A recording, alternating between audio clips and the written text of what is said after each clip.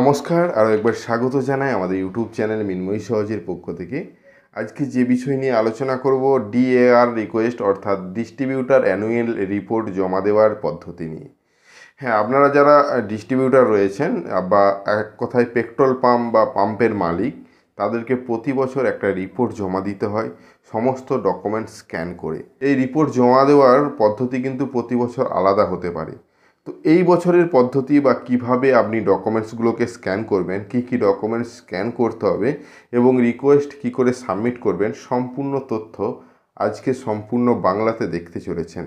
হ্যাঁ, আপনি যদি এই বিষয়গুলো না বুঝতে পারেন, আমাদের চ্যানেলের মধ্যে অনেক দর্শকই রয়েছেন যারা এই বিষয়টা বা যাদের এই বিষয়টা কোনো কাজে আসবে না, অবশ্যই আপনারা ভিডিওটা স্কিপ করতে পারেন, কোনো সমস্যা নেই, কিন্তু ভিডিওটা শেয়ার করে দিন যাদের ডিস্ট্রিবিউটার পয়েন্ট রয়েছে।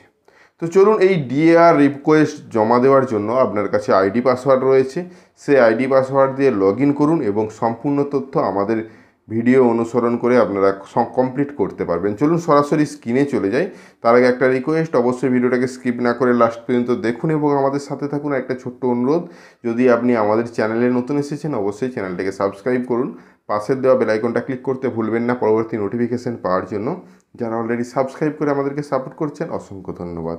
যেহেতু আজকে আমরা ডিএআর রিকোয়েস্ট জমা দেওয়ার বিষয়ে আলোচনা করছি, তো অবশ্যই আপনার কাছে প্যান কার্ড থাকতে হবে, আপনার কাছে ব্যাংকের অ্যাকাউন্টের ডিটেলস থাকতে হবে, আপনার কাছে অ্যানুয়াল রিপোর্ট, আপনার কাছে ব্যালেন্স শিট থাকতে হবে, ল্যান্ডের কপি থাকতে হবে, ওনার ডিড অর্থাৎ আপনি যে নিজস্ব ডিক্লারেশন থাকতে হবে এবং সেলস রিপোর্ট থাকতে হবে। এই সমস্ত কপিগুলো কাছে রাখুন, সমস্ত কপিগুলো স্ক্যান করে আপলোড করতে হবে। চলুন সরাসরি স্ক্রিনে চলে যাই এবং বিস্তারিত আলোচনা করি, তাহলে বিষয়টা আরও পরিষ্কার হবে। চলুন, আপনাদের প্রতি বছর ইন্ডিয়ান অয়েল বা যে কোনো পেট্রোল পাম্প মালিক পক্ষকে অ্যানুয়াল রিটার্ন জমা দিতে হয়। অর্থাৎ আমরা 2022-23-এর নতুন যে বর্ষ তার অ্যানুয়াল রিটার্ন জমা দেওয়ার আপনাদের সামনে নিয়ে এসেছি। কিছু কিছু ক্ষেত্রে অর্থাৎ ডকুমেন্টস আপলোডের সময় আপনাদের সমস্যা হচ্ছে, সম্পূর্ণ পার্ট ভালোভাবে দেখুন ভিডিওটা প্রথম থেকে লাস্ট পর্যন্ত, তাহলে বিষয়গুলো আপনাদের কাছেও আরও পরিষ্কার হবে। চলুন সরাসরি অফিসিয়াল ওয়েবসাইটে যাই। তো আমরা অফিসিয়াল ওয়েবসাইটের মধ্যে রয়েছি, আপনাদের ইউজার আইডি এবং পাসওয়ার্ড রয়েছে, আপনারা প্রত্যেকেই জানেন, সেটা দিয়ে লগ ইন করুন। আপনারা আপনাদের ড্যাশবোর্ডটা ওপেন করার সাথে সাথে এরকম দেখতে পাবেন। তো সরাসরি এই তীর চিহ্নতে ক্লিক করে ডিএআর অপশান পাবেন, ডিএআর অপশানে আপনাদেরকে ক্লিক করতে হবে। এই অপশানে ক্লিক করার সাথে সাথে আপনাদের যে নতুন বর্ষ সেই বর্ষটা এখানে চয়েস করতে হবে। অর্থাৎ এখানে অ্যাড অপশানে ক্লিক করে অ্যাড অপশানে ক্লিক করার সাথে সাথে এখানে অপশান দেখতে পাবেন এবং ইয়ারটা চয়েস করবেন 22-23 বা আপনারা যে সালে বর্তমানে রয়েছেন। এটা যদি এক বছর পর দেখছেন তাহলে 23-24-এ করবেন। এখানে একটা ডিএআর আইডি পড়েছে, এই ডিএআর আইডিতে ক্লিক করতে হবে। ক্লিক করার সাথে সাথে নিচের দিকে এর সমস্ত ডিটেলসগুলো আবার ওপেন হবে।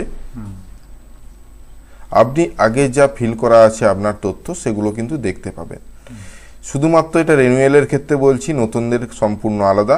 এখানে 3টে ধাপ বা 4টে ধাপ রয়েছে। সাবমিট, প্রথমে সমস্ত কিছু দেখে সাবমিট করতে হবে, তারপর প্রিভিউ, তারপর সাবমিট প্রিভিউ করবেন, লাস্টে প্রিন্ট আউট করে নিতে পারবেন, যেই প্রিন্ট আউটটা আপনাদেরকে ভিডিওর প্রথমেই দেখালাম।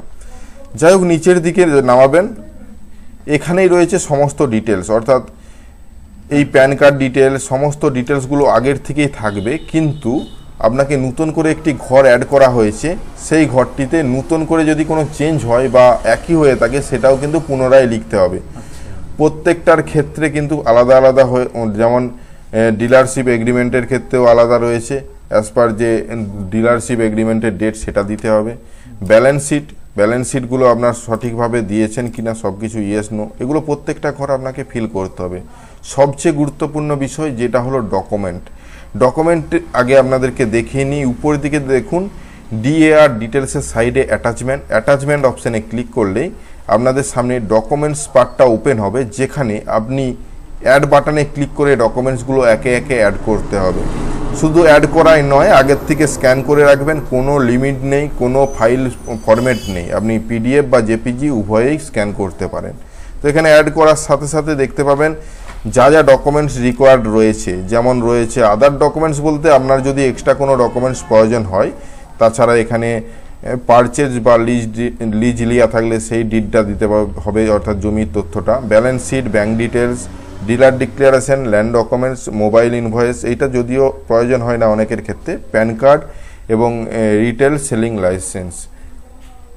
এই সমস্ত ডকুমেন্টসগুলো একে একে আপলোড করতে হবে। অনেকেই যে কোনো একটা, আমি প্রথমে হয়তো ব্যালেন্স শিট ক্লিক করছি, ব্যালেন্স শিটটা প্রথমে ক্লিক করছি, নাম্বার অফ পেজ এই অপশানটা অনেকেই বুঝে উঠতে পারেন না, এটা পরপর দিয়ে যাবেন। এটা আমি 1 নম্বর, যেহেতু প্রথম ডকুমেন্ট স্ক্যান করছি তাহলে 1 নম্বর দিচ্ছি, তারপরে সরাসরি আপলোড ফাইল অপশানে যাবেন এবং যেখানে আপনি স্ক্যান করে রেখেছেন সেখান থেকে সরাসরি ফাইলটা আপলোড করবেন, যে ডকুমেন্টসটা আপনারা এখানে ইনপুট করছেন। অর্থাৎ আমি ব্যালেন্স শিট প্রথমে চয়েস করেছি, এখানে ব্যালেন্স শিটটা আমার আগের থেকে স্ক্যান করা রয়েছে, আমি ব্যালেন্স শিটটা এখানে আপলোড করব।